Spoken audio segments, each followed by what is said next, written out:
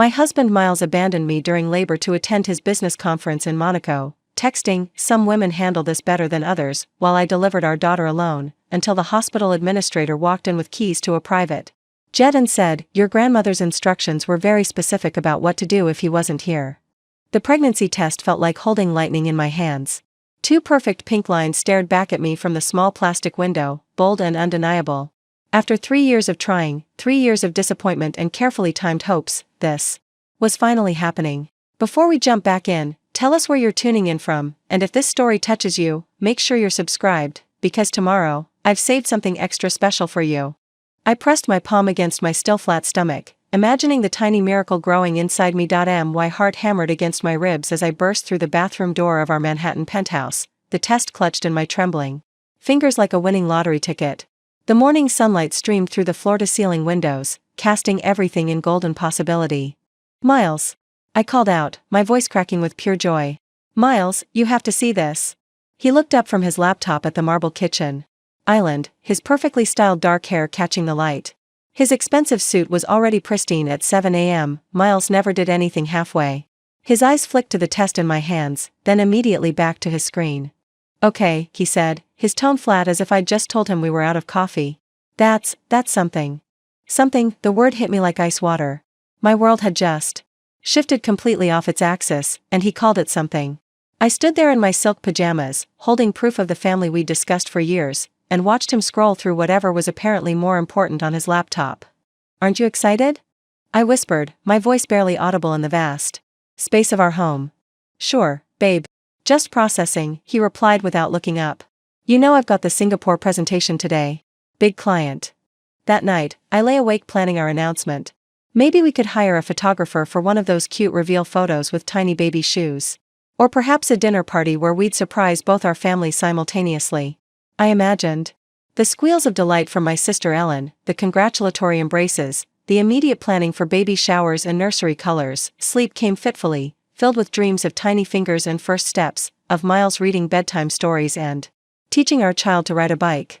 Dreams that felt more vivid and real than his reaction had been. The first doctor's appointment arrived like Christmas morning in my mind. I'd taken the entire afternoon off from my marketing firm, bought a special leather-bound notebook to record everything Dr. Rodriguez would tell us, and even packed Miles's favorite energy bars knowing he got irritable when his blood sugar dropped. I'd sent him 3 reminder texts throughout the week. I'd put it in his digital calendar with alerts. I'd mentioned it over dinner just the night before. He never showed up. I sat in that sterile waiting room surrounded by glowing couples holding hands, checking my phone obsessively for his inevitable excuse. The text came at exactly our appointment time: emergency client call with Tokyo. "You'll be fine. Just get the basic info." Basic info. About our first child. Our miracle after years of trying. The nurse called my name, Eloise Garrett. And I walked into that examination room alone. Dr. Rodriguez smiled warmly as she squirted cold gel on my stomach, but her eyes kept darting to the empty chair beside me. "Where's Dad today?" she asked gently, her voice carrying the practiced neutrality of someone who'd seen this before. "Business emergency," I lied, the words tasting bitter in my mouth. "You know how it is." But I didn't know how it was. I didn't understand how a business call could matter more than hearing our baby's heartbeat for the first time. I didn't understand how he could miss this moment we dreamed about for 3 years. The heartbeat filled the room, fast, strong, determined. I stared at the grainy ultrasound image, trying to make out a nose or tiny fingers, and felt tears streaming down my cheeks. This was supposed to be our moment. Instead, I was sharing it with a kind stranger who handed me tissues and pretended not to notice the wedding ring on my finger that felt suddenly heavy and meaningless. "Everything looks perfect," Dr. Rodriguez said, printing out several ultrasound photos. "Baby's measuring right on track for 8 weeks. Heartbeat is strong and healthy." That evening, I showed Miles the ultrasound photos with shaking hands. He glanced at them for maybe 5 seconds before setting them on the kitchen counter next to junk mail and grocery store circulars. "Cool," he said, not looking up from his phone. "Looks like a little blob." "A blob? Our baby. Our miracle. A blob." The doctor said everything looks perfect, I offered, desperate for some connection, some sign that this mattered to him. "That's good," he replied absently, thumb scrolling through what I could see were work emails. "When's the next one?" 2 weeks. February 14th, actually. Valentine's Day. I'd thought that was romantic, poetic even. I might have something that day. The Monaco conference prep is intense right now. Monaco conference. I'd heard about it in passing, some luxury hospitality summit that his company attended annually. It was still months away, but apparently it was already more important than our Valentine's Day ultrasound. The second appointment came and went the same way. Then the third. Each time, Miles had a more elaborate excuse: client presentation in Chicago, emergency board meeting, traffic was impossible due to construction. I stopped asking him to come. The disappointment was becoming too heavy to carry, but the worst part was that I could see what genuine excitement looked like, because Miles showed it to everyone else. When his business partner Carlos announced his wife Camille's pregnancy, just 2 weeks after mine, Miles was the first to congratulate them. He bought them champagne, sent flowers, asked detailed questions about due dates and gender predictions. "That's incredible news," he'd exclaimed, embracing Carlos with genuine enthusiasm. "You guys are going to be amazing parents." I watched from across the restaurant table, my own pregnancy barely showing at 12 weeks, as my husband celebrated someone else's baby with the joy he'd never shown for ours. When Carlos mentioned their first ultrasound appointment, Miles immediately offered to adjust their business meeting schedule to accommodate it. "Family comes first," Miles had said, raising his glass in a toast. Nothing's more important than these moments. Nothing, apparently, except when it came to his own family. His own moments. His own wife, sitting right there, carrying his child, wondering what she'd done wrong to deserve such indifference to the miracle growing inside her. That night, I finally understood that the problem wasn't my timing, my approach, or my expectations. The problem was that Miles simply didn't care. The excuses became an art form. Miles had perfected the language of corporate urgency, wielding phrases like client emergency and board directive like shields against any inconvenient family obligations. By my 16th week, I'd learned to expect his absence rather than hope for his presence. "The Singapore expansion requires my full attention right now," he explained when I mentioned our upcoming anatomy scan, the appointment where we'd finally learn if we were having a boy or girl. "You understand how important this deal is for our future, right? For the baby's future?"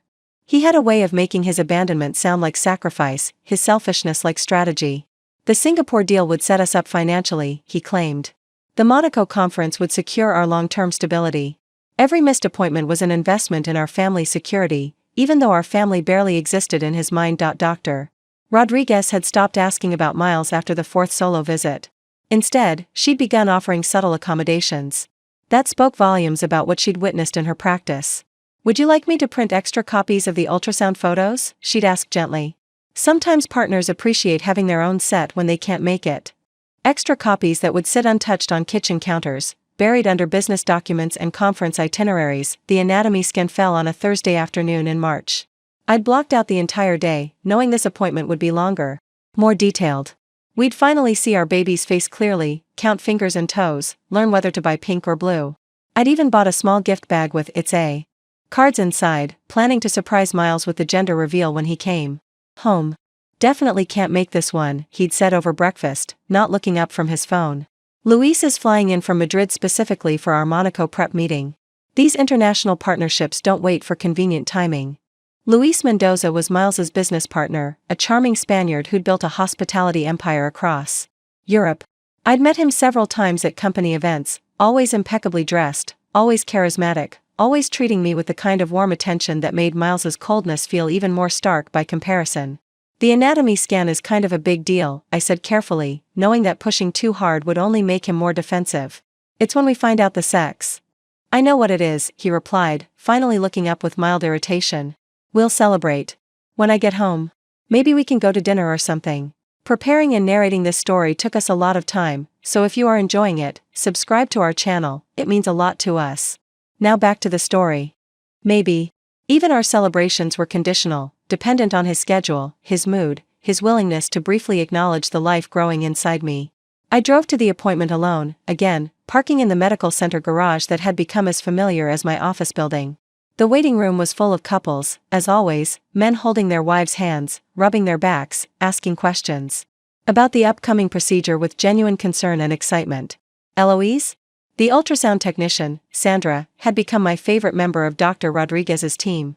She was in her 50s with knowing eyes and gentle hands, the kind of woman who'd probably seen every variation of family dynamics in her 20-year career. "Flying solo again today?" she asked as I settled onto the examination table. "Business meeting," I replied automatically, the excuse so practiced it felt scripted. Sandra nodded with understanding that felt more like pity. She squeezed the warm gel onto my rounded belly, now prominent enough that strangers had started offering me seats on the subway and asking about my due date with genuine excitement. "Let's see what baby's up to today," she said, moving the ultrasound wand across my skin. The familiar whooshing of the heartbeat filled the room, strong and steady. "Oh, look at that. Baby's being very cooperative today." The image on the screen was startlingly clear. I could see the profile, the delicate curve of the nose, tiny fingers pressed against a cheek. This was our baby, not a blob, not an inconvenience, but a real human being with expressions and personality already emerging. "Would you like to know the sex?" Sandra asked, pausing the wand over a particular area. "Yes," I whispered, tears already building. "Please. Congratulations, Mama. You're having a little girl." "A girl. A daughter." I pictured tea parties and bedtime stories, teaching her to be strong and confident, showing her that she deserved to be celebrated and cherished.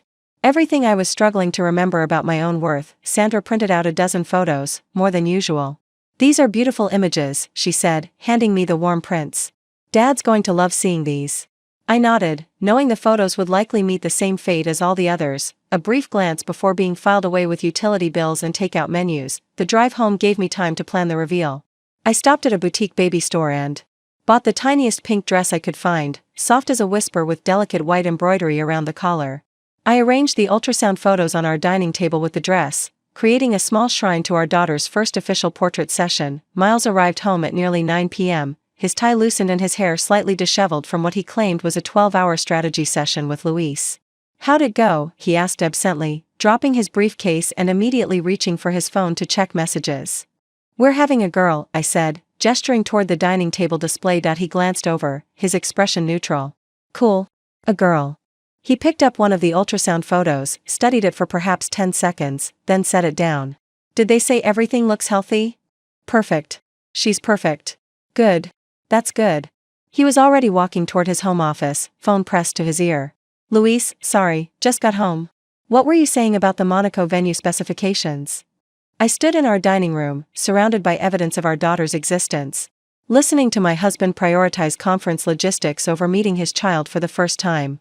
The pink dress seemed to mock me with its innocence, a symbol of hope in a house where hope felt increasingly naive. That night, I carefully packed away the ultrasound photos and the little dress in a memory box I'd started keeping in our bedroom closet. Evidence of a pregnancy that apparently only mattered to me, documentation of moments that should have been shared but were experienced in solitude. The pattern was undeniable now. This wasn't about bad timing or work stress or temporary prioritization of career over family. This was about fundamental indifference, systematic dismissal of anything that required emotional investment in our future together. Family dinners at the Garrett estate became exercises in emotional survival. Every Sunday, Miles's mother Kendra presided over the mahogany dining table like a queen holding court, her steel gray hair perfectly coiffed and her pearls catching the light from the crystal chandelier. The Long Island mansion had been in Miles's family for 3 generations, each room a testament to old money and older expectations. I'd sit at that oversized table, my hand instinctively moving to my growing belly, hoping someone would notice, ask questions, show excitement about the newest addition to the Garrett legacy. Instead, conversations revolved around stock portfolios, charity galas, and who was summering where. "You look tired, Eloise," Kendra observed one evening in late April, her voice carrying that particular brand of false concern that wealthy women had perfected. "Are you taking proper care of yourself?" "I'm fine," I replied, forcing a smile. "Just the usual pregnancy stuff." "Pregnancy stuff," she repeated, as if tasting something unpleasant. The way she said it made my condition sound like a temporary inconvenience rather than the creation of her first grandchild. Miles's sister Ellen leaned forward from across the table, her expression sharp with curiosity. "You know, Eloise, some women just aren't naturally suited for motherhood. It's nothing to be ashamed of. There are wonderful nannies these days." The implication hung in the air like smoke. I was 28 weeks pregnant, and my sister-in-law was already suggesting I'd need professional help to raise my own child. "I think I'll be a good mother," I said quietly, my voice barely above a whisper. Kendra's laugh was like ice clinking in crystal. "Darling, you can barely manage your own schedule. You've had to cancel 3 social commitments this month alone because of exhaustion. How do you expect to handle a baby's demands?" The room fell silent except for the ticking of the grandfather clock in the corner. Miles said nothing. He didn't defend me, didn't tell his mother to back off, didn't remind his family that fatigue was normal during pregnancy. He just cut his prime rib and chewed slowly, as if the conversation didn't concern him. I excused myself to the powder room and cried until my eyes were swollen and red. When I returned, they were discussing vacation plans for the following summer. Elaborate. European tours and Hamptons house parties that apparently wouldn't accommodate a newborn. We're thinking of renting the villa in Tuscany again, Ellen was saying. The one with the infinity pool. Of course, it's adults only, but I'm sure you two understand. Adults only. As if my daughter would be some kind of disruption to their carefully curated lifestyle. The worst part was watching Miles with other people's children. At Carlos and Camille's baby shower in May, he transformed into this amazing uncle figure.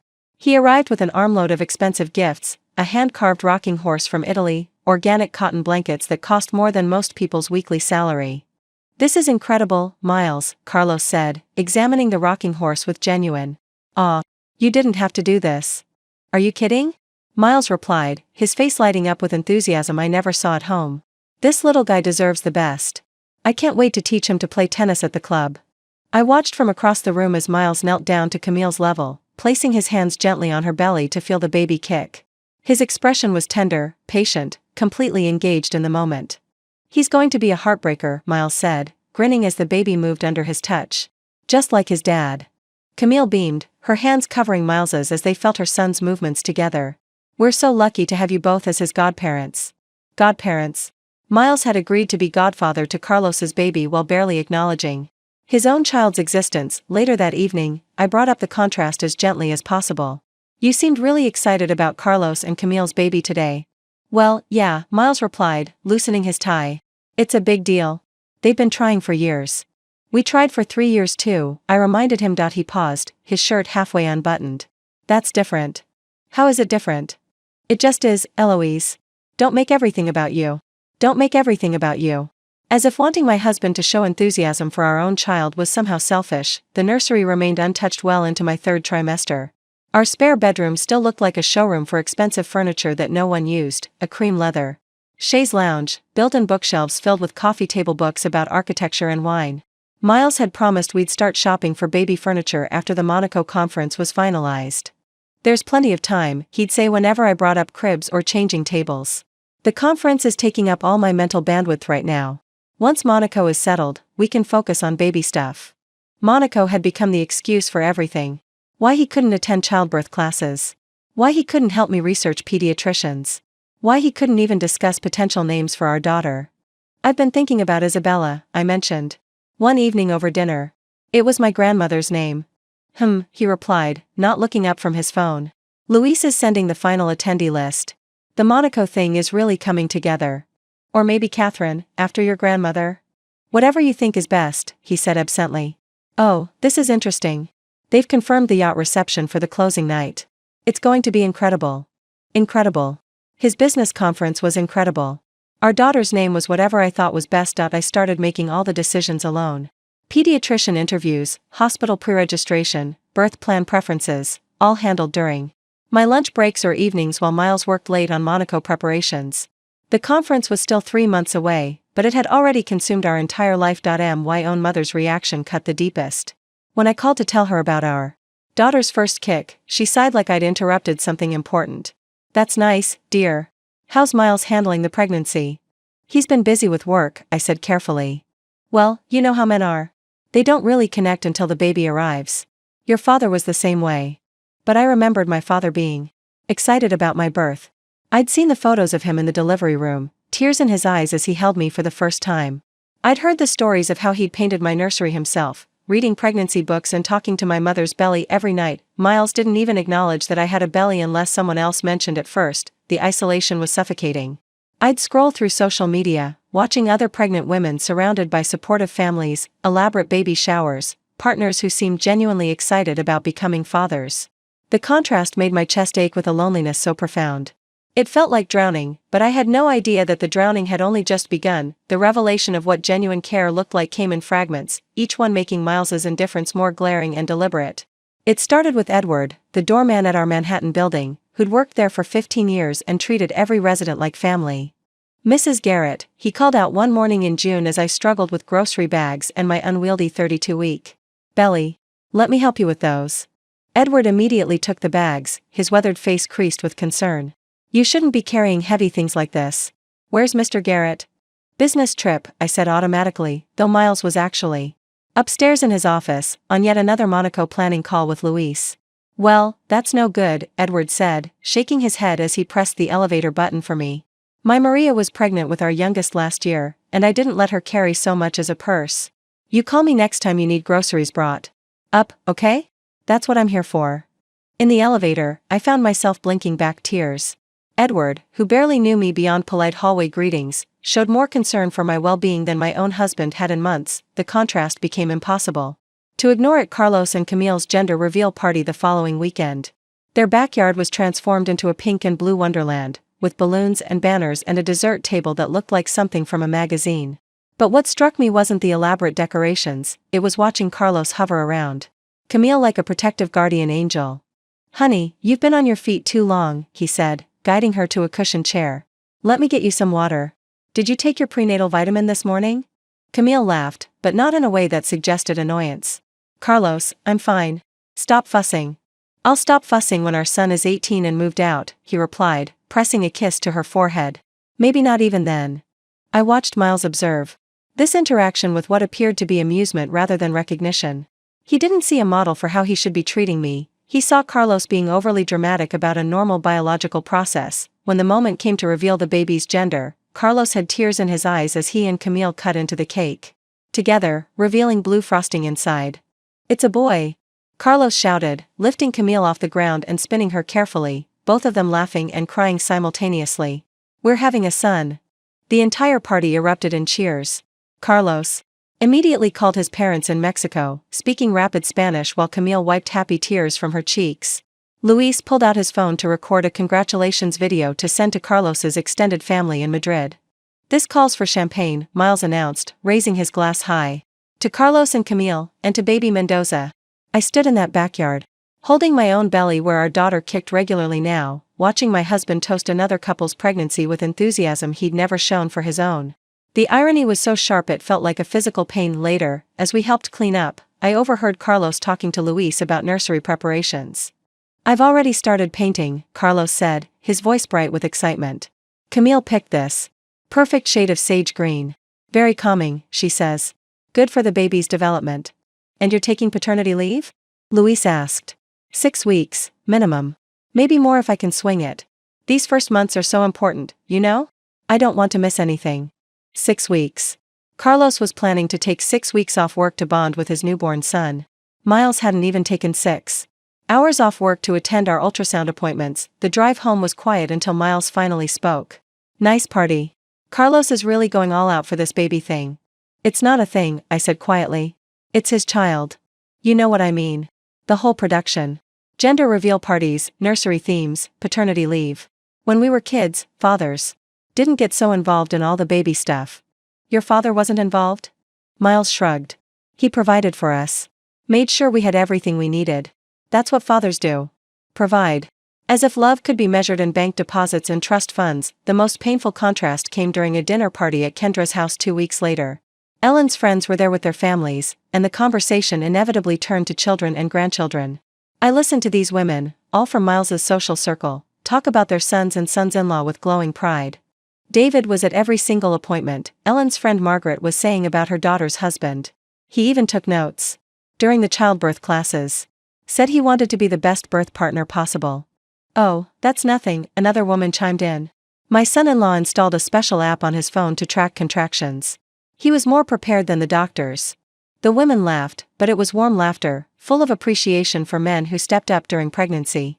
I glanced at Miles, who was checking his phone under the table, probably reading messages from Luis about yacht bookings and conference schedules. What about you, Eloise? Margaret asked kindly. Is Miles excited about becoming a father? The question hung in the air like a challenge. Every face turned toward me, waiting for the expected glow of marital bliss and shared excitement. He's been very focused on work lately, I managed, the diplomatic answer that revealed nothing and everything simultaneously. Kendra's smile was sharp enough to cut glass. Miles has always been ambitious. Some women find that threatening. The implication was clear. If I felt neglected, it was my own insecurity, not his neglect. If I wanted more attention during pregnancy, I was being needy rather than reasonable. That night, lying in bed while Miles worked late in his office, again, I finally understood the true scope of what I was missing. It wasn't just about missed appointments or dismissive comments. It was about the fundamental absence of partnership during the most vulnerable time of my life. Other women had men who researched cribs and argued with insurance companies about coverage. They had partners who massaged their feet and assembled baby gear with enthusiasm.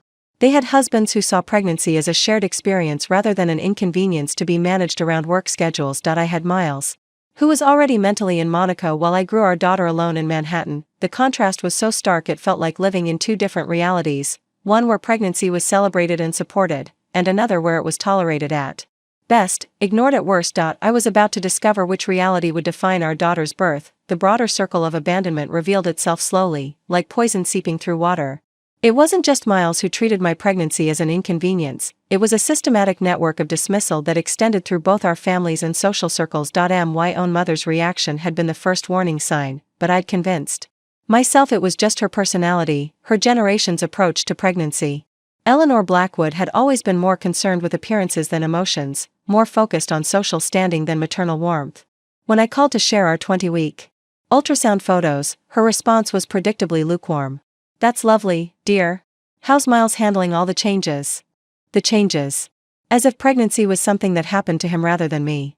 "He's been busy with the Monaco conference preparations," I said, testing the waters of honesty. "Well, men need their work, Eloise. Don't be one of those wives who makes pregnancy all about attention-seeking. It's not attractive." Attention-seeking. Wanting my husband present for our child's major milestones was attention-seeking. "Mom, I just thought you'd want to see the ultrasound pictures." "Of course, dear. Mail them to me when you have a chance. I'm late for my bridge game." She hung up before I could mention that we were having a girl, that her first grandchild would be a daughter who might inherit her eyes or her laugh. The ultrasound photos sat on my desk for weeks before I finally put them in an envelope, wondering if she'd even open it. Ellen, Miles's sister, proved to be equally dismissive but in a more calculated way. During a lunch at her country club in July, she made her position crystal clear while picking at a Cobb salad that cost more than most people's grocery budget. "You know, Eloise, pregnancy really doesn't suit everyone," she said, her voice carrying that particular brand of cruelty that wealthy women disguised as concern. "Some women glow, and others just look tired." I was 34 weeks pregnant, swollen and uncomfortable, but I'd made an effort to dress nicely for our lunch. Apparently, it wasn't enough. "I think that's normal," I replied carefully. "Growing a human being is exhausting." Ellen's laugh was crystalline and cold. "Oh, please. Our grandmother had 6 children and never complained once. She ran a household, managed staff, hosted dinner parties right up until delivery. This modern obsession with treating pregnancy like an illness is so dramatic." The comparison stung because it was deliberately unfair. Ellen's grandmother had lived in an era of full-time domestic help and different social expectations. She'd also lived in an era when women's feelings about pregnancy weren't particularly relevant. "I'm not treating it like an illness," I said quietly. "I just think it's reasonable to expect some support from family." "Support," Ellen repeated, as if the word itself was suspicious. "What kind of support do you need that Miles isn't already providing? You have a beautiful home, financial security, excellent healthcare. What more could you possibly want?" "Emotional connection. Physical presence. Basic human empathy." But I couldn't say that without sounding like the dramatic, needy woman they'd already decided I was. The pattern extended to Miles's business circle as well. Luis and his wife Carmen had been friends with us for years, but when I mentioned feeling isolated during pregnancy, Carmen's response was telling. "Oh, Eloise, you're being too sensitive," she said during a couple's dinner in August. "Men handle these things differently." Luis was exactly the same during my pregnancies, completely focused on work. "It's how they show love, by providing security." But I'd watched Luis during Carmen's pregnancies. I'd seen the photos from their children's births, Luis holding newborns with tears in his eyes. I'd heard the stories of him taking time off work for every important appointment. Carmen was rewriting history to make Miles's behavior seem normal. "Did Luis miss any of your ultrasounds?" I asked directly. Carmen paused, her fork halfway to her mouth. "Well, no, but that's different. His work schedule was more flexible then." Different. Everything was always different when it came to explaining away Miles's behavior. Even my close friend from college, Jennifer, seemed to have absorbed the narrative that I was being unreasonable. When I confided in her during a phone call about feeling alone in my pregnancy, her response was disappointing but not surprising. "Maybe you're putting too much pressure on Miles," she suggested. "Some men just aren't comfortable with the pregnancy phase." He'll probably be amazing once the baby's actually here. But I need him to be amazing now, I said, my voice breaking slightly. I need him to care about this pregnancy, about our daughter, about what I'm going through. I know, sweetie, but maybe you need to meet him where he is instead of where you want him to be. Meet him where he is. In a place where his wife's pregnancy was an inconvenience to be endured rather than a miracle to be celebrated. The isolation became complete when even medical professionals began to notice and comment on my situation. During a routine appointment. At 36 weeks, Dr. Rodriguez finally addressed the elephant in the examination room. Eloise, I have to ask, do you have anyone who can be your birth partner?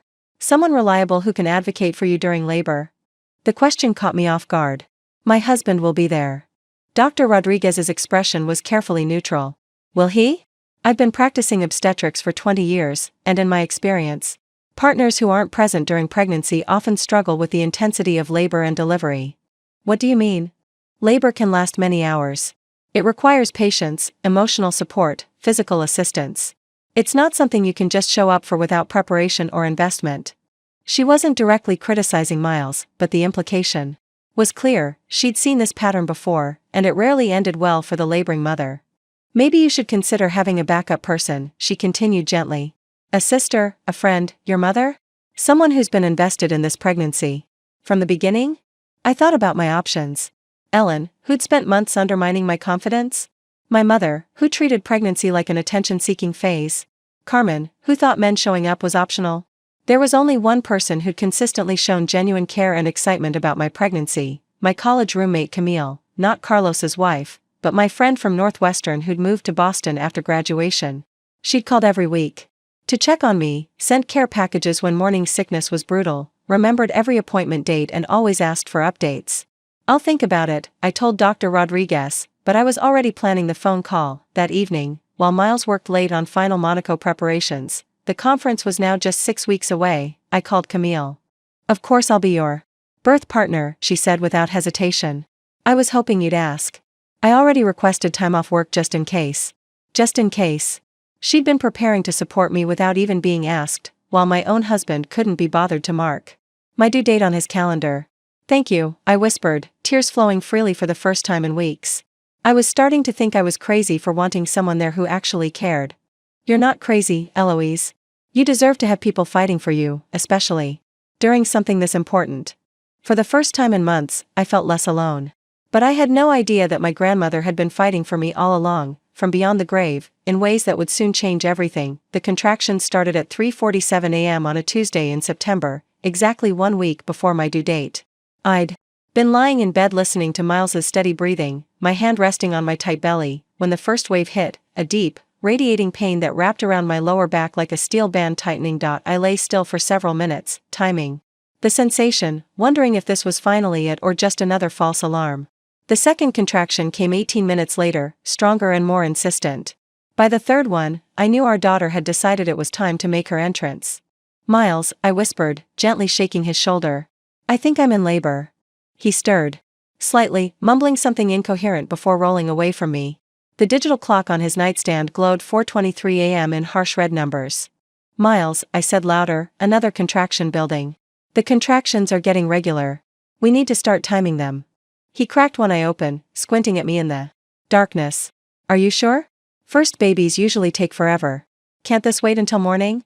Can't this wait until morning? As if our daughter's birth was something that could be rescheduled for a more convenient time. Labor doesn't wait for convenient timing, I said, my voice strained as another wave peaked. Dr. Rodriguez said to come to the hospital when contractions are 5 minutes apart for an hour. Miles sat up slowly, running his hands through his hair. What time is it? Almost 4:30. Shit, he muttered, reaching for his phone. The screen illuminated his face as he scrolled through messages. Luis was supposed to call at 6 about the final Monaco arrangements. The conference is in 3 days, Eloise. 3 days. 3 days. Our daughter was trying to be born, and he was worried about a business conference happening on another continent. I got up and began the slow walk to the bathroom, breathing through another contraction that felt like it was trying to split me in half. When I returned, Miles was on his phone, speaking in hushed tones to someone who clearly wasn't medical personnel. Yeah, I know we were supposed to finalize the yacht catering today, he was saying. But Eloise is having some labor pains, so I might be delayed. Some labor pains. Like I had a mild headache rather than the beginning of childbirth. By 6 a.m., the contractions were coming every 7 minutes and lasting nearly a minute each. I'd called Dr. Rodriguez's after-hours line, and the nurse had confirmed that we should head to the hospital soon. I'd also called Camille, who was already packing her bag in Boston for the drive down. "I'll be there in 4 hours," she promised. "Maybe less if traffic cooperates. You've got this, honey." Miles, meanwhile, was in his home office having increasingly agitated phone conversations about conference logistics. Through the wall, I could hear fragments of his discussions, something about VIP transportation from the Monaco airport, last-minute changes to the welcome dinner menu, concerns about weather affecting the closing ceremony yacht party. When another strong contraction doubled me over in our hallway, I called out to him. "Miles, we really need to go to the hospital now." "5 more minutes," he called back. "I'm trying to sort out this disaster with the Monaco venue. The original ballroom double-booked us." 5 more minutes. Our daughter wasn't going to wait for him to resolve catering conflicts in Monaco. I started gathering my hospital bag alone, moving slowly between contractions, double-checking that I had everything Dr. Rodriguez recommended. Phone charger, comfortable going-home outfit, receiving blankets for the baby.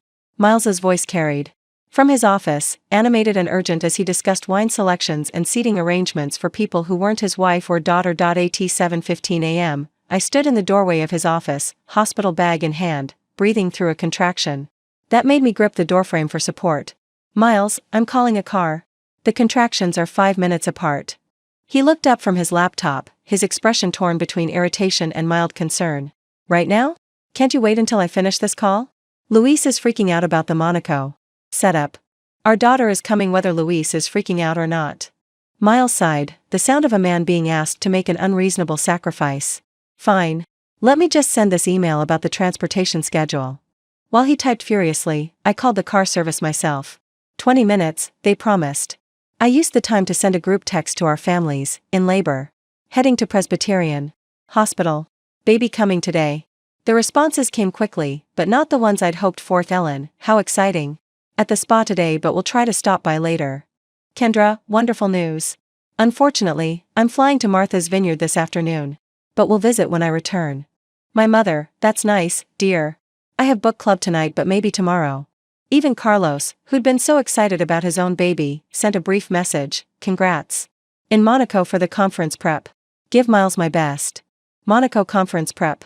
Even our closest friends were prioritizing the same business event that had consumed my husband's attention for months. Miles finally emerged from his office, reluctantly putting on clothes and checking his phone one more time. "I guess we should go," he said, as if we were heading to a dentist appointment rather than the birth of our first child. The car arrived, and as we drove through Manhattan's morning traffic toward the hospital, Miles spent the entire journey on speakerphone with Luis, discussing backup plans for Monaco venue problems. I sat in the back seat, breathing through contractions every 4 minutes now, listening to my husband prioritize everything except the miracle that was about to happen. Presbyterian Hospital's maternity ward smelled like disinfectant and new beginnings. I was wheeled into labor and delivery room 314 at 8:42 a.m., the contractions now coming every 3 minutes with an intensity that made my vision blur around the edges. The nurse, Patricia, a woman in her 50s with kind eyes and efficient hands, immediately began setting up monitors and checking my progress. "How are we doing, Mama?" she asked, helping me into the hospital gown. "First baby?" "Yes," I managed between contractions. "She's coming fast." Patricia's eyes automatically scanned the room, taking inventory of who was present for support. Miles stood near the window, phone pressed to his ear, his voice low but urgent as he continued coordinating Monaco conference details. "And Dad's here, I see," Patricia said diplomatically. "Any other family coming?" "My friend Camille is driving down from Boston. She should be here in a few hours." Miles ended his call and approached the bed with obvious reluctance. "How long is this going to take?" "I have a really important conference call at 11 with the Monaco venue coordinator." Patricia's expression remained carefully neutral, but I caught the slight tightening around her eyes. In 20 years of labor and delivery nursing, she'd probably seen every variation of unsupportive partner behavior. "Labor with first babies can take anywhere from 8 to 20 hours, she said matter-of-factly. "Sometimes longer. There's no way to predict exactly." 20 hours? Miles looked genuinely horrified. "But I'm supposed to fly to Monaco tomorrow morning. The conference starts Thursday. Supposed to fly to Monaco." While I was in labor with his daughter. Dr. Rodriguez arrived at 9:30 for her examination, her warm presence immediately making the sterile room feel more manageable. 4 centimeters dilated, she announced after checking my progress. Baby's definitely coming today. How are you feeling, Eloise? Scared, I admitted, reaching for Miles's hand during another contraction. But ready. Miles's hand was limp in mine, distracted. His phone had been buzzing constantly with messages, and I could see him fighting the urge to check it during my contraction. The pain is normal, Dr. Rodriguez assured me. Your body knows what to do. The most important thing is having good support. She glanced meaningfully at Miles, who was already pulling his phone from his pocket as soon as my contraction ended. Luis, I need to call you back, Miles said, stepping toward the hallway. Yeah, she's in labor, but it's going to take all day apparently. She's in labor. Not my wife or, we're having our baby. Just she's in labor, like I was a stranger. Experiencing an inconvenient medical event. By 11 a.m., the contractions were overwhelming. Each wave felt like being split apart from the inside, and I found myself gripping the bed rails and making sounds I didn't know I was capable of. Miles had moved to the chair in the corner, laptop open, working on what he claimed were urgent Monaco presentations. Miles, I gasped during a particularly brutal contraction, can you help me breathe through this? He looked up briefly from his screen. You're doing fine. Just breathe like they taught us in those classes. Those classes? The childbirth preparation sessions I'd attended alone while he worked late on Monaco planning. Patricia returned to check on me, her movements gentle but her expression increasingly concerned as she observed the dynamic in the room. Honey, is there anyone else you can call? She asked quietly while adjusting my for. Someone who could provide more hands-on support? Before I could answer, my phone rang. Camille's name appeared on the screen. I'm stuck in traffic outside the city, she said when I answered. There's been an accident on I-95. I'm maybe 2 hours away still. How are you doing? It hurts, I whispered, tears starting to flow. It really hurts, and I don't think I can do this. Yes, you can, Camille said firmly. You're the strongest person I know. Is Miles helping? I glanced over at my husband, who was now on a video call with what appeared to be the entire Monaco Conference Planning Committee, discussing seating charts for the opening gala. He's here, I said carefully. Camille understood immediately. I'm going to drive as fast as I safely can. You hold on, okay? Don't let anyone make you feel like you're going through this alone. But I was going through it alone. Despite being in a room with my husband, despite being surrounded by medical professionals, I felt utterly isolated as another contraction built to its crushing peak. At 1 p.m., Dr. Rodriguez returned to find me sobbing through contractions while Miles participated in what sounded like a heated conference call about yacht reservations. 6 centimeters, she announced after her examination. We're making good progress. But Eloise, your stress levels are concerning me. Labor goes better when you feel supported and calm. She looked directly at Miles, who had finally ended his call. Dad, I need you to put the phone away now. Your wife needs your full attention. Miles shifted uncomfortably. It's just that I have this conference in Monaco, and there are some last-minute issues. There will always be last-minute issues, Dr. Rodriguez interrupted, her voice carrying the authority of someone who'd seen too many fathers miss the most important moments of their lives. This is happening once. Your daughter is being born today. I know that, Miles said defensively. But I can't just abandon my professional responsibilities. Abandon his professional responsibilities. While he was literally abandoning his family. Responsibilities. Another contraction hit, stronger than any before, and I heard myself cry out in a way that filled the room with urgency. Patricia immediately moved to my side, coaching me through the breathing, while Dr. Rodriguez monitored the baby's heartbeat. Miles, meanwhile, stepped into the hallway to take yet another call. When the contraction passed, I was left gasping and alone again, staring at the empty chair where my husband should have been, listening to his muffled voice through the door as he discussed conference logistics while I labored to bring his daughter into the world. The final hour of labor blurred together in a haze of pain so intense it felt like being turned inside out. By 3 p.m., I was fully dilated and ready to push, my body taking over with an ancient rhythm that required every ounce of strength I possessed. Dr. Rodriguez positioned herself at the foot of the bed while Patricia held one of my hands, becoming the anchor I desperately needed. Okay, Eloise, with the next contraction, I want you to push like you're having the biggest bowel movement of your life, Dr. Rodriguez instructed. Long, sustained pressure. I nodded, gathering what remained of my energy. Through the observation window, I could see Miles in the hallway, still on his phone, gesturing animatedly as he spoke.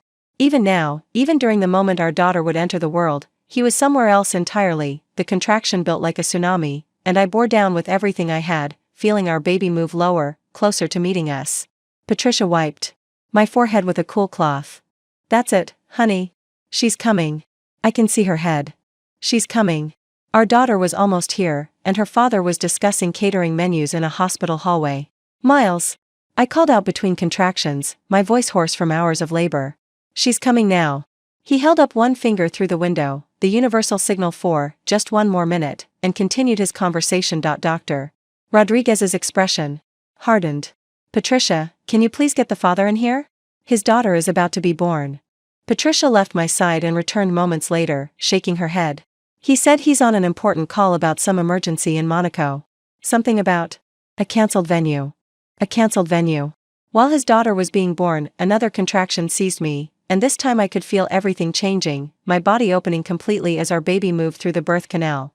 The sensation was overwhelming, pain and pressure and the strangest feeling of completion, like a puzzle piece sliding into place.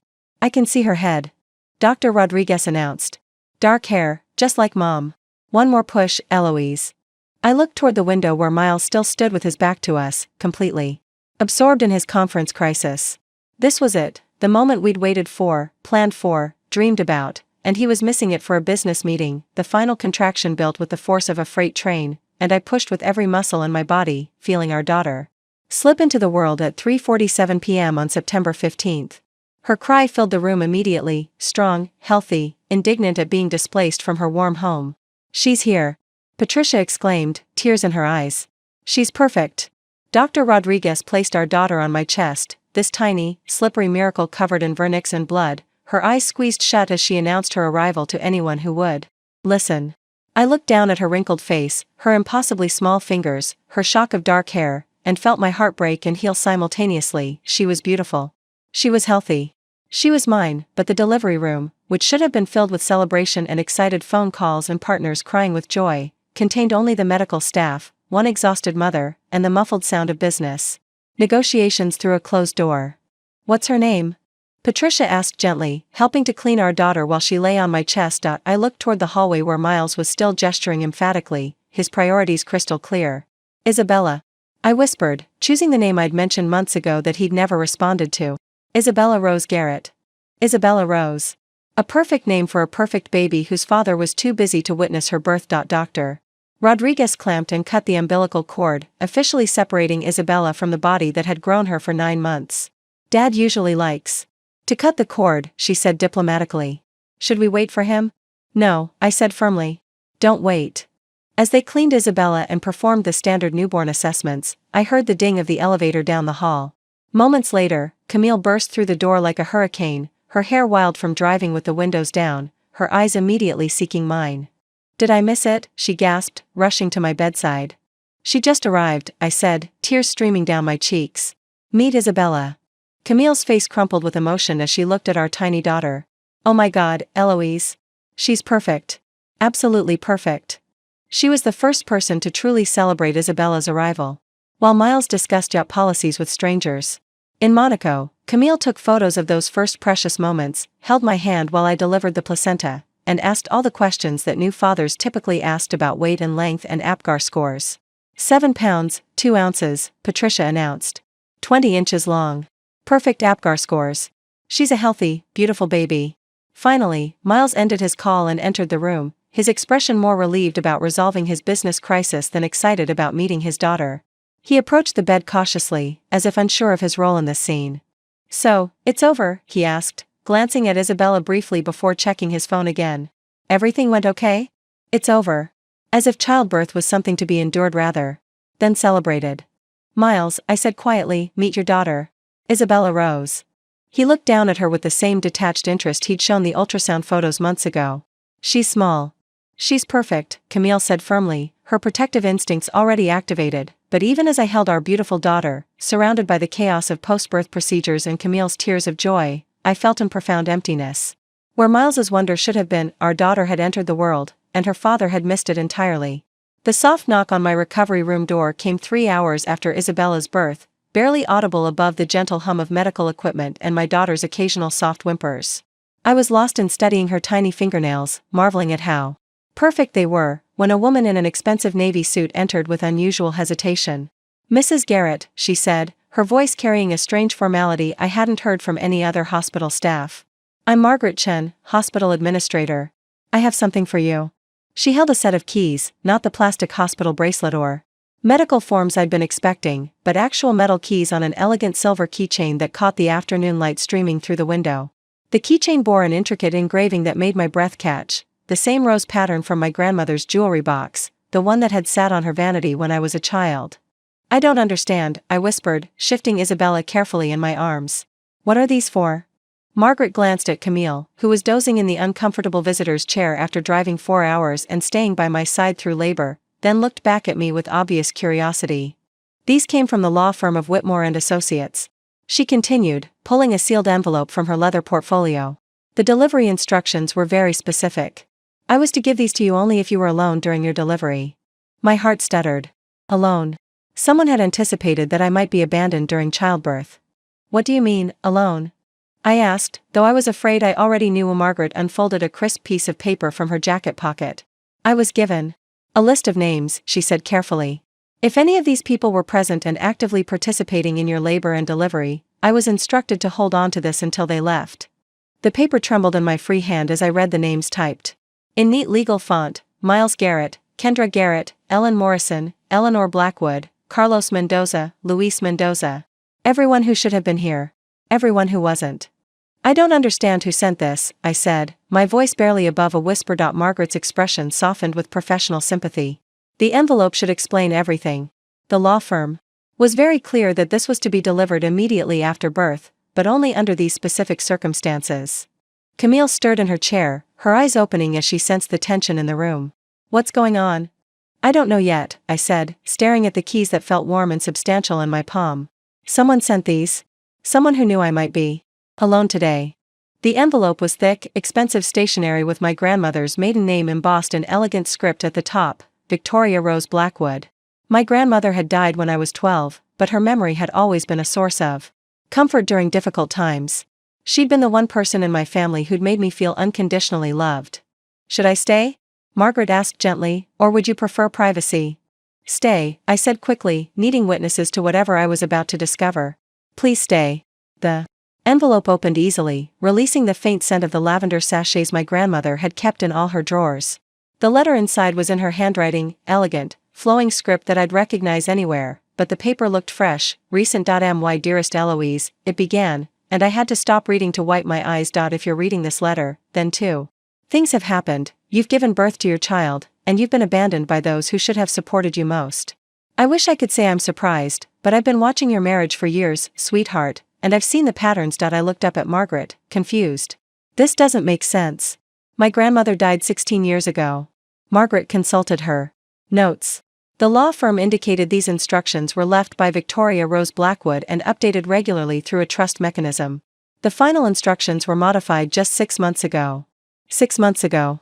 Right around the time I'd announced my pregnancy to the family and begun experiencing their systematic dismissal. I continued reading, my grandmother's voice seeming to fill the sterile hospital room. "I established a trust years ago specifically to protect you if Miles and his family ever revealed their true nature. I hoped I was wrong about them, darling, but I prepared for the possibility that they would fail you when you needed them most." The keys in my palm suddenly felt heavier, more significant. "The keys you're holding are to a private jet that has been maintained and ready for your use since the day you married Miles. Hangar 7 at Teterboro Airport. The pilot, Captain James Morrison, has been on retainer for years, waiting for your call. A private jet my grandmother had bought and maintained. A private jet for 16 years, just in case I needed it. If Miles has abandoned you during childbirth, I suspect he'll try to flee rather than face the consequences of his actions. Men like him always run when confronted with their failures. The jet will ensure he can't escape accountability by hiding behind distance or international borders." Camille leaned forward, reading over my shoulder. "Eloise, is this real?" I looked at Margaret, who nodded solemnly. "The law firm confirmed all arrangements are current and valid. The aircraft is fueled and ready for immediate departure if needed." My phone buzzed with a text message from Miles. "Had to catch early flight to Monaco. Conference emergency, couldn't wait. Will call when I land." Had to catch early flight. He'd left. While I was recovering from giving birth to his daughter, he'd fled to another continent rather than face the responsibility of fatherhood. My grandmother's letter continued, "The jet is equipped with everything You'll need for international travel with a newborn, including medical equipment and a certified flight nurse. Captain Morrison has clearance to land at any airport worldwide and has been briefed on potential destinations where accountability tends to be more immediate. I stared at the keys, then at Isabella sleeping peacefully in my arms, then at the text message confirming my grandmother's prediction had been exactly right. Miles thought he could escape to Monaco and avoid the consequences of abandoning his family. He had no idea that his wife now held the keys to reach him anywhere in the world. Margaret excused herself to give us privacy, leaving behind a business card for the law firm and instructions to call when I was ready to discuss next steps. As soon as the door closed, I continued reading my grandmother's letter with Camille looking over my shoulder, both of us trying to process the magnitude of what was being revealed. The jet is only the beginning, my darling. I've spent 16 years building a safety net around you, hoping you'd never need it but preparing for this exact scenario. Your grandfather and I didn't build our fortune so that our only granddaughter could be mistreated by men who mistake kindness for weakness. The letter was longer than I'd initially realized, multiple pages of careful planning detailed in my grandmother's flowing script. As I turned to the second page, several official documents fell into my lap, legal papers with gold seals and corporate letterheads I didn't recognize. The Blackwood Trust has been growing steadily since your wedding day. What started as a modest safety fund has become something much more substantial. I've had excellent investment advisors, and the trust now contains assets worth approximately $12 million, Camille gasped audibly. 12 million? I continued reading, my hands shaking as the scope of my grandmother's protection became clear. The trust includes a portfolio of international properties, the villa in Tuscany where you spent that wonderful summer when you were 16, the townhouse in London near Hyde Park, and the beachfront estate in the Bahamas where your grandfather proposed to me. All deeded in your name, all maintained and ready for immediate occupancy. I remembered that summer in Tuscany when I was 16, the rolling hills covered with vineyards, the stone villa with its ancient olive trees, the sense of peace I'd felt there that I'd never experienced anywhere else. I'd assumed my grandmother had sold it years ago after my grandfather died, but the real power, sweetheart, lies in the corporate holdings. The trust owns controlling interests in several companies that Miles's business depends on, including the luxury hospitality group that Luis works for and the venue management company handling the Monaco conference he values more than his family. My breath caught. My grandmother had been playing chess while everyone else was playing checkers. If Miles abandons you during childbirth, and I suspect he will, given what I've observed of his character, you'll have the power to shut down his precious conference with a single phone call. The Monaco Marriott, the yacht rental company, the catering services, even the airport that handles private jets into Monaco, all dependent on businesses that answer to you now. I reached for my phone, pulling up the text Miles had sent about catching an early flight to Monaco. He thought he was escaping to a safe haven where he could wait out the inconvenience of my postpartum emotions. He had no idea he was flying directly into territory that I now controlled. Captain Morrison has been briefed on all major European airports and has diplomatic contacts that can expedite any necessary conversations. The flight nurse, Angela, is actually a former military medic who specialized in international medical evacuations. You and the baby will be completely safe. During travel, Camille was reading ahead, her eyes wide with disbelief. Eloise, look at this next part. The documentation packet includes power of attorney forms that activate immediately upon Miles's abandonment, giving you full control over all marital assets, business partnerships, and investment accounts. I had the best lawyers in 3 countries.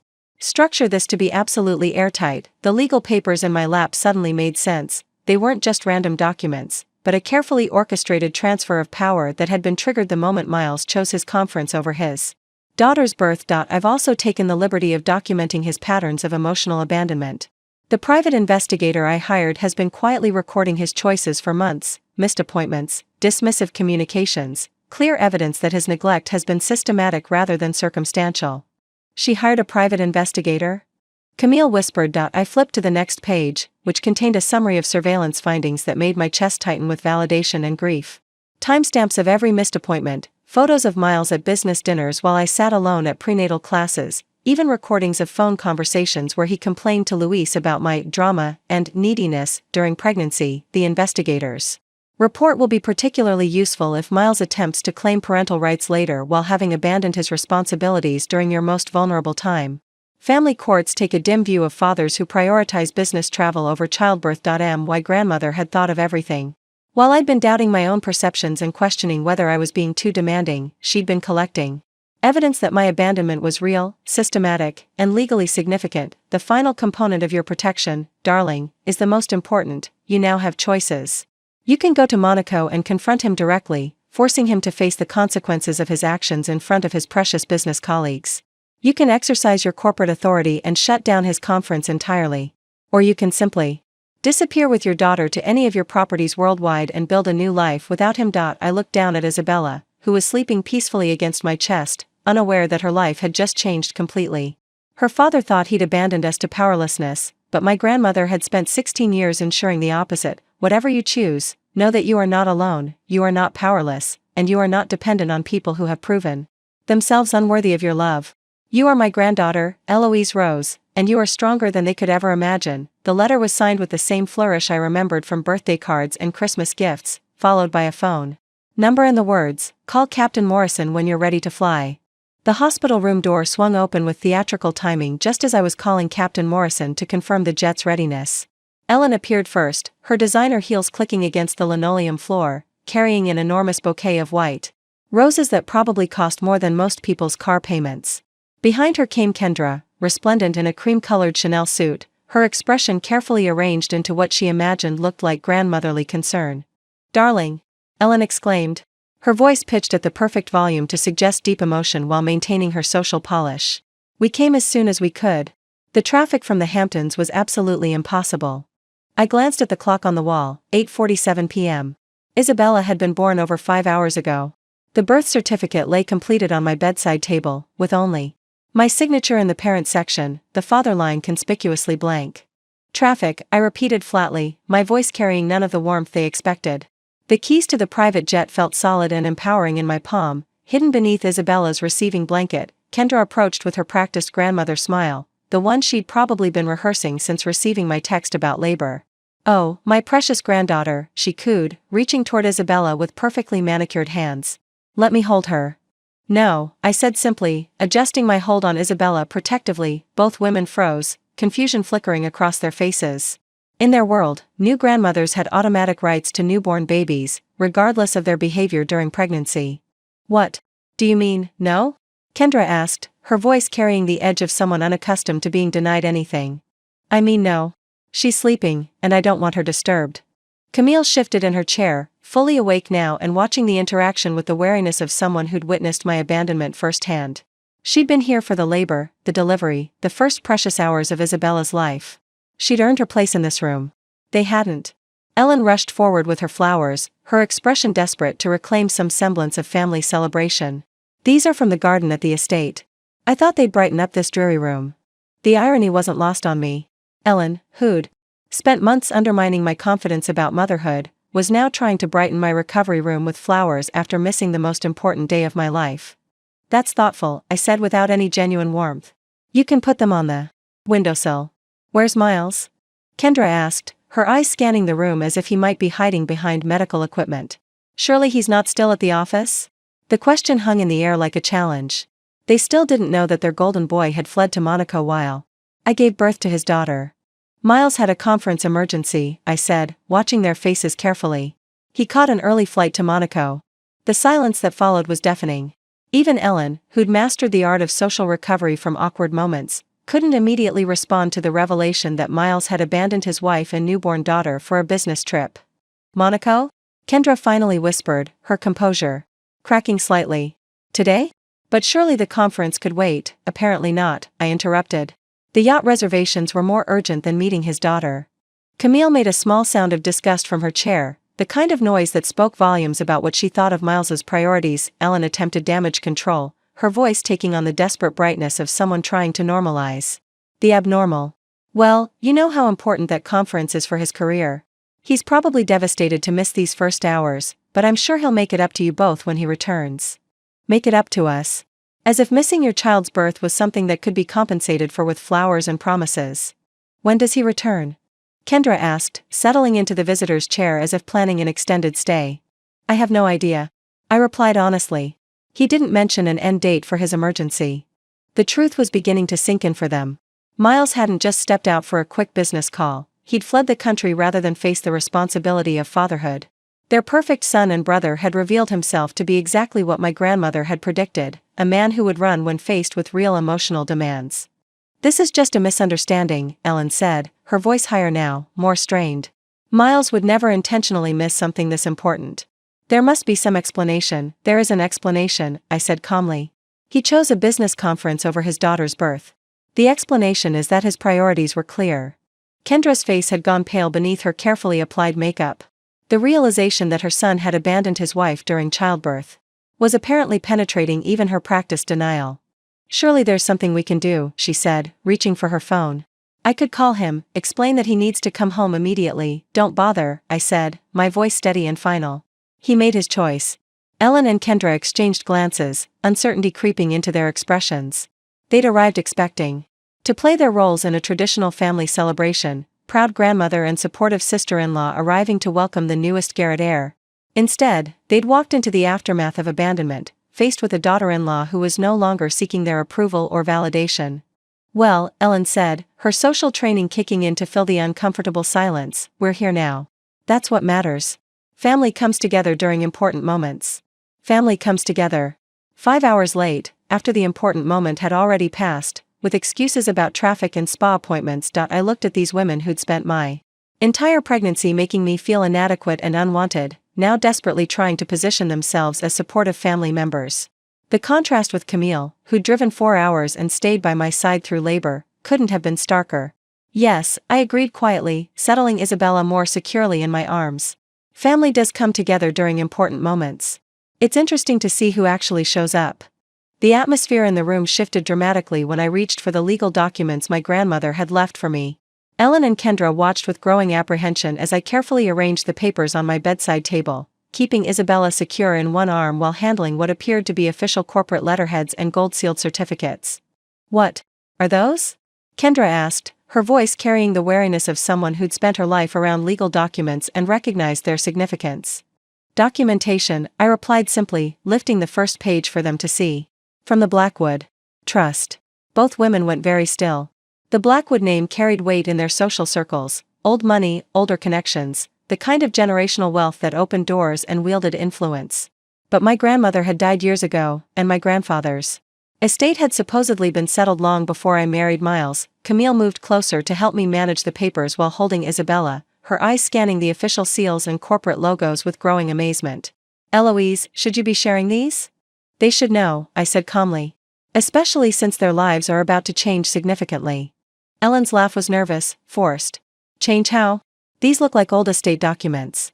Surely nothing that affects us directly." "The Blackwood Trust," I began, reading from the executive summary that had been prepared for exactly this moment, "holds controlling interests in Atlantic Hospitality Group, Monaco Venue Management, and Mediterranean Yacht Services." The color drained from Kendra's face. She knew those company names. Miles had mentioned them dozens of times during his Monaco conference preparations, discussing his partnerships and business relationships with what he described as key industry players. "That's impossible," Ellen whispered. "Those are major international corporations. Your grandmother was a nice woman, but she wasn't what?" I asked, my voice taking on an edge that silenced her immediately. "Wasn't brilliant enough to invest wisely? Wasn't strategic enough to build a business empire? Or wasn't rich enough to purchase controlling stakes in the companies that now employ your brother?" The silence stretched long enough for the implications to sink in. Miles's entire Monaco conference, the event he'd prioritized over his daughter's birth, was being hosted by companies that answered to me. Camille was reading ahead in the documents, her eyes widening as she discovered additional details. "Eloise, this says the trust also owns the Monaco Marriott where the conference is being held." "That's correct," I confirmed, turning to the next page. "Along with the private airfield that handles executive jets flying into Monaco." Ellen sank into the visitor's chair, her carefully composed expression crumbling as she processed what this meant. "You could shut down the entire conference." "I could," I agreed, my voice remaining perfectly calm while inside I felt a surge of power that was both terrifying and exhilarating. "In fact, I've already spoken to the hotel manager. Apparently, there were some last-minute concerns about the event insurance coverage." This was partially true. Captain Morrison had confirmed that the jet was ready and had mentioned making some preliminary calls on my behalf, though I hadn't yet decided whether to use the nuclear option of completely canceling Miles's precious conference. Kendra found her voice, though it came out strained and desperate. Surely you wouldn't punish hundreds of business professionals because of a misunderstanding with Miles. A misunderstanding? The word came out sharper than I'd intended, causing Isabella to stir slightly in my arms. Your son abandoned his wife during childbirth to attend a yacht party. What part of that is misunderstood?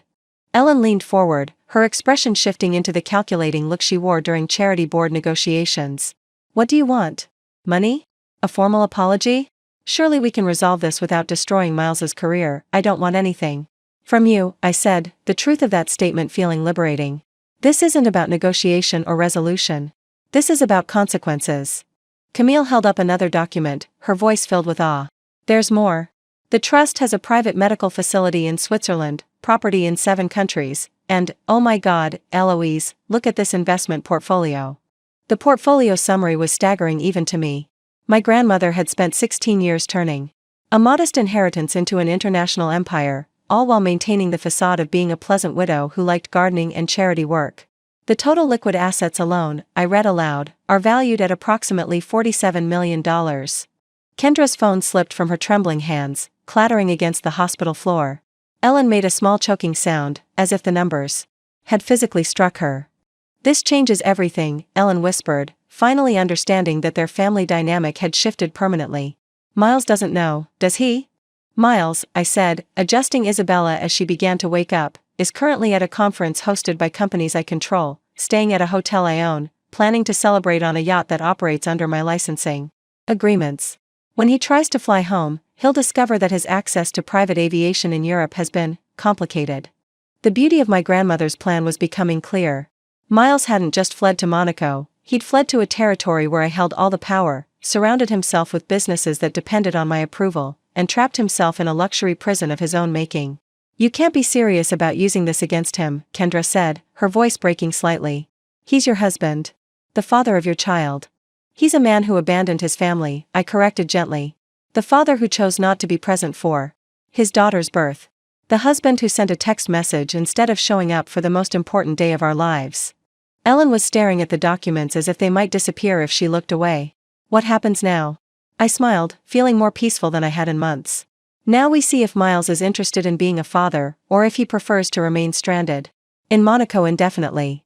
The worst revelation was yet to come. Hidden beneath the financial documents, I discovered a manila envelope sealed with red wax that bore the same rose insignia as my grandmother's other correspondence. Inside were printed screenshots and transcripts that made my hands tremble as I began to read. What is it? Camille asked, noticing my expression change from confident to devastated. Evidence, I whispered, my voice barely audible. My grandmother documented everything. The first screenshot showed a group text message chain between Miles, Ellen, and Kendra, dated from early in my pregnancy. The messages were time-stamped and verified by the private investigator, each one a small knife wound to whatever remained of my trust in these people. Miles, she's getting way too emotional about every little doctor visit. Someone needs to reality check her before she gets completely hysterical. Ellen, pregnancy drama is so exhausting. Maybe if she faces some natural consequences, she'll toughen up before the baby comes. Kendra, your father and I managed just fine without all this hand-holding nonsense. Modern women are so fragile. I read the messages aloud, my voice growing stronger with each horrible revelation. Ellen's face went ashen, while Kendra gripped the arms of her chair so tightly her knuckles turned white. That's taken out of context, Ellen protested weakly, but her voice lacked conviction. What context makes hoping your sister-in-law toughens up by facing natural consequences acceptable? Camille demanded, her protective instincts flaring. The next series of screenshots revealed the true scope of their conspiracy. Messages from my pregnancy showed a coordinated effort to undermine my confidence and isolate me emotionally. Miles, if she can't handle pregnancy without constant support, how is she going to handle actual motherhood? Better to find out now. Ellen. Exactly. Real mothers don't need their hands held through every little milestone. Kendra, perhaps she'll realize she's not cut out for this and make the sensible choice. Make the sensible choice. They'd been hoping I'd give up on the pregnancy entirely. The conversation threads continued throughout my second trimester, documenting their systematic plan to make me feel inadequate and alone. They'd even discussed scheduling conflicts deliberately. Miles. I'll skip the next few appointments. She needs to learn independence. Ellen, good strategy. I'll be conveniently busy for her baby shower planning too. Kendra, we should all maintain some distance until she stops being so needy. You planned this, I said, looking directly at each of them. All of it. The missed appointments, the dismissive comments, the constant undermining. You strategized how to break me. Ellen's composure finally cracked completely. Eloise, those messages were just frustrations. We never meant. What did you never mean? I interrupted, my voice rising as months of suppressed pain erupted. You never meant to systematically destroy my confidence? You never meant to coordinate my emotional abandonment? You never meant to hope I'd give up on my pregnancy? The most damning evidence came next, a recorded phone conversation between Miles and Louise from 2 weeks before Isabella's birth, professionally transcribed by the investigator for Miles. I'm thinking of extending the Monaco trip. Maybe staying through the weekend after the conference. Louise, what about the baby? Isn't Eloise due around then? Miles, yeah, but first babies are always late. And honestly, I could use some space from all the pregnancy drama. Let her handle the hospital stuff, that's what doctors are for. Louise, are you sure that's wise? Carmen would murder me if I missed one of our children's births. Miles, Carmen's different. She was actually good at being pregnant. Eloise has turned this into a 9-month emotional crisis. Some distance might help her mature. The recording continued for several more minutes, with Miles describing my pregnancy as an emotional crisis and dismissing the birth of his daughter as hospital stuff that he could safely avoid. Kendra had gone completely silent, staring at the transcripts as if seeing her son clearly for the first time. Ellen was crying now, mascara streaming down her cheeks as she realized the full scope of what they'd done. There's more, I said, turning to the final section of evidence. Financial records showing Miles moving money to offshore accounts, apparently preparing for what he called post-baby financial independence, in case I became too expensive to maintain. The bank statements were devastating. While I'd been growing our daughter, Miles had been systematically hiding assets and preparing for what appeared to be an eventual divorce where he'd claim poverty and avoid alimony or child support. He was planning to leave us, I said, the words feeling surreal even as I spoke them. Not just for Monaco. Permanently. He was hoping I'd either miscarry from stress or prove myself so incompetent that he could justify abandoning us both. Camille was reading over my shoulder, her face a mask of fury. This is psychological abuse. Documented, premeditated psychological abuse. The evidence painted a picture of systematic cruelty that went far beyond simple neglect. This had been a calculated campaign to destroy my mental health during the most vulnerable time in my life, with the goal of either eliminating the pregnancy or positioning me as an unfit mother he could abandon without social consequences. You gambled on me breaking, I said, my voice steady now despite the tears streaming down my face. You bet that pregnancy would destroy me, that I'd prove myself unworthy of being a mother, that Miles could escape his responsibilities by pointing to my failures. The room fell silent except for Isabella's soft breathing and Ellen's quiet sobbing. But here's what you didn't count on, I continued, gathering the evidence with steady hands. You didn't count on my grandmother seeing through all of you. You didn't count on me being stronger than your worst expectations. And you definitely didn't count on your cruelty being documented and legally preserved. I looked at each of them in turn, these people who'd systematically tried to break me during the most important months of my life. The evidence is already in the hands of family court attorneys. Miles's parental rights are about to become very complicated. The decision to use the private jet crystallized when my phone rang at 6 a.m. the following morning. Miles's name appeared on the screen, and for a moment I considered letting it go to voicemail. But Camille, who'd stayed overnight in the hospital chair, nodded encouragingly. Answer it, she whispered. Let him dig his own grave. Eloise? Miles's voice was strained, panicked in a way I'd never heard before. What the hell is going on? The hotel just kicked me out. They're saying there's some problem with the conference authorization. Good morning, Miles, I said calmly, adjusting Isabella in my arms as she stirred for her morning feeding. How's Monaco? How's Monaco? Are you serious right now? The entire conference is falling apart. Luis can't reach his venue contacts, the yacht company canceled our reservations, and now they're saying our corporate accounts have been frozen. Did you do something? The desperation in his voice was almost satisfying. Almost. I gave birth to your daughter yesterday, I said simply. Her name is Isabella Rose. She's healthy and beautiful, in case you were wondering. Silence stretched across the international connection. When Miles finally spoke, his voice was smaller, more uncertain. I know about the baby. I got your text. But this business crisis there is no business crisis, Miles. There's just consequences. What are you talking about? Consequences for what? I looked at Camille, who was recording the conversation on her phone per the advice Captain Morrison had given us during our midnight planning session. Everything needed to be documented now. Consequences for abandoning your wife during childbirth. For choosing a yacht party over meeting your daughter. For spending our entire pregnancy planning how to emotionally destroy me. You're being dramatic. Again, Miles said, but his voice lacked its usual conviction. I didn't abandon anyone. I had legitimate business obligations. Miles, I interrupted, my voice steady and final. I know about the group chats. I know about the recorded conversations with Luis. I know about the offshore accounts. I know about everything. The silence this time lasted nearly a full minute. When he spoke again, his voice was different, calculating, defensive, the tone of someone who'd been caught and was shifting strategies. Whatever you think you know, it's probably misunderstood. We can work this out when I get home. Just fix whatever you did to the conference arrangements. I'm not fixing anything, Miles. But I am coming to Monaco. What? You just had a baby. You can't travel internationally. I have a private jet. Medical staff on board. Isabella and I will be landing at Nice Côte d'Azur Airport in approximately 8 hours. The panic returned to his voice immediately. Eloise, that's insane. You're postpartum, you're emotional, you're not thinking clearly. I'm thinking more clearly than I have in months, I said, standing slowly and walking to the window where I could see the Manhattan skyline in the early morning light. The question is whether you want to have this conversation privately at your hotel, or publicly at the conference you chose over your family. Have what conversation? There's nothing to discuss that can't wait until I'm back in New York. Camille held up a tablet showing flight tracking information. Miles's return ticket was scheduled for Sunday, 3 days away. 3 days he'd planned to spend celebrating his successful conference while I recovered from childbirth alone. Your return ticket is for Sunday, I said. Isabella will be 3 days old by then. You were planning to miss her entire first week of life. That's not. I didn't. The conference schedule was set months ago. Months ago, you knew I was pregnant. You knew when I was due. You chose to schedule a pleasure trip during your daughter's birth week.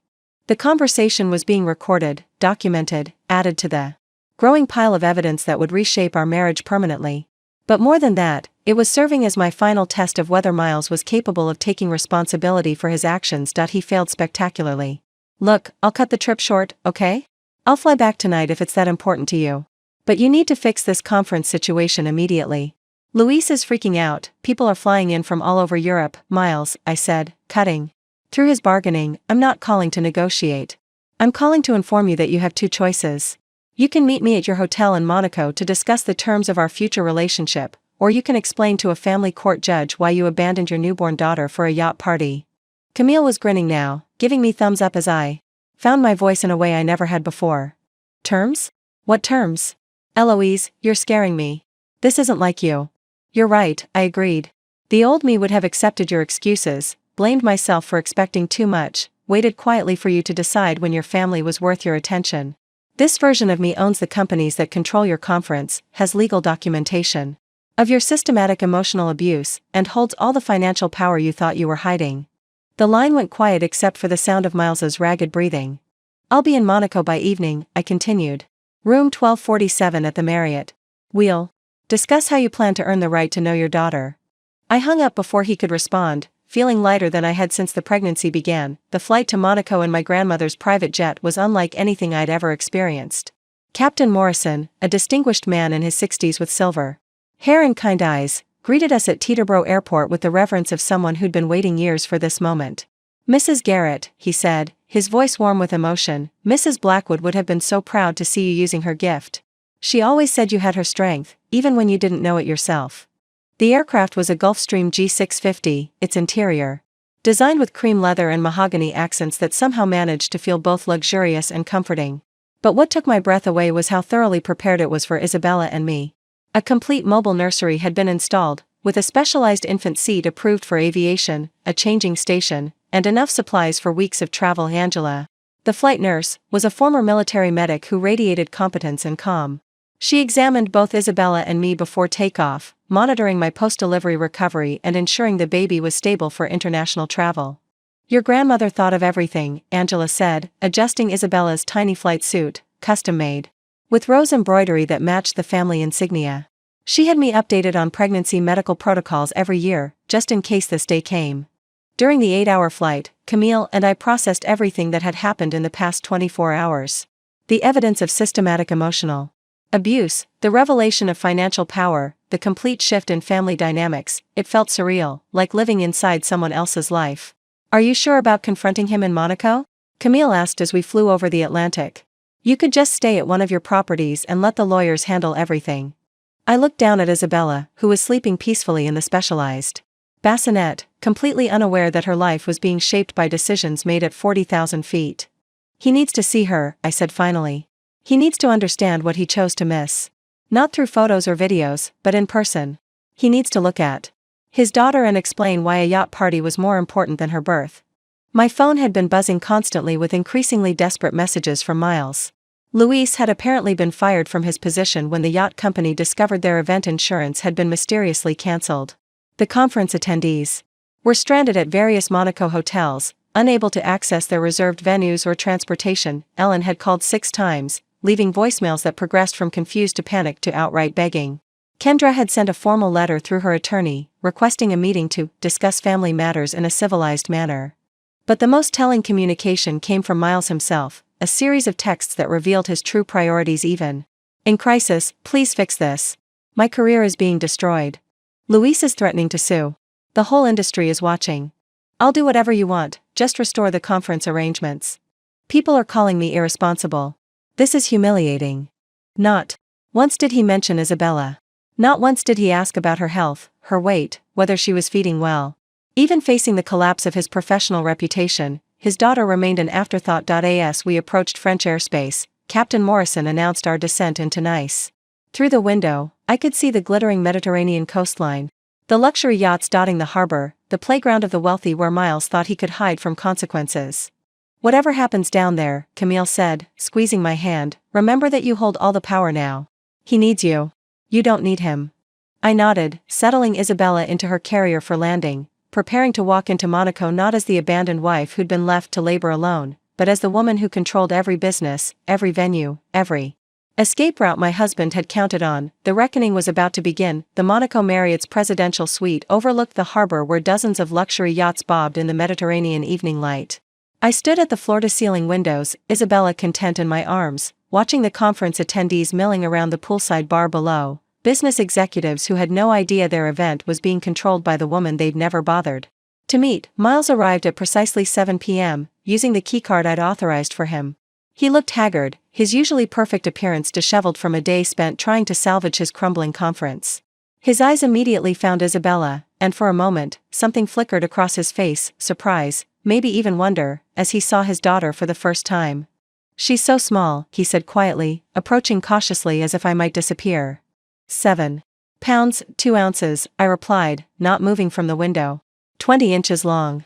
Born at 3:47 p.m. yesterday while you were discussing catering menus. He had the grace to look ashamed, his shoulders sagging with what might have been genuine remorse. Eloise, I know I messed up. You didn't mess up, Miles. You made deliberate choices. There's a difference. He moved closer, his eyes fixed on Isabella's face. She was awake now, staring up at him with the unfocused curiosity of a newborn meeting a stranger. Can I hold her? I studied his face, looking for any sign of the man I'd once loved, the man I'd hoped would become an amazing father. Do you want to hold her because she's your daughter, or because you think it will help you negotiate? The question caught him off guard. He opened his mouth to give what I was sure would be the right answer, then closed it again, apparently realizing that anything he said would sound calculated. I don't know, he admitted finally. I don't know how to separate what I want from what I think I should want. It was the most honest thing he'd said to me in months. I walked to the suite sitting area and carefully placed Isabella in her carrier, then turned to face my husband fully. The conference is permanently cancelled, Miles. Your business partnerships are terminated. Your access to the Monaco venues, the yacht services, even the airport, all revoked. His face went white. Permanently? Eloise, you can't destroy my entire career over one mistake. One mistake. I pulled out my phone and played the recording of his conversation with Luis, his voice filling the room as he dismissed our daughter's birth as hospital stuff and described my pregnancy as an emotional crisis. Miles sank into a chair as he listened to his own words, his expression shifting from defensive to horrified to devastated. You have 2 choices, I continued when the recording ended. You can return to New York, where Ellen and Kendra are currently explaining to your social circle why their son and brother abandoned his newborn daughter for a yacht party. You can attempt to rebuild your career with the knowledge that I control most of the luxury hospitality industry you depend on. Or, you can earn the right to know your daughter. Starting from the bottom. No assumptions about your role, no expectations of automatic access, no presumption that DNA equals fatherhood. Miles looked at Isabella, then at me, his face a map of defeat and desperate hope. What would earning it look like? I smiled, feeling the weight of my grandmother's protection and my own newfound strength. We'll start with an apology. A real one. Then we'll see if you're capable of putting your daughter before your conference schedule. Outside, the Mediterranean. Sun set over Monaco, casting golden light across a harbor where Miles had thought he could escape accountability. Instead, he'd found himself exactly where I needed him to be, powerless, humbled, and finally ready to face the consequences of abandoning his family. The game was over. And for the first time in our marriage, I had won. Up next, you've got 2 more standout stories right on your screen. If this one hit the mark, you won't want to pass these up. Just click and check them out. And don't forget to subscribe and turn on the notification bell, so you don't miss any upload from us.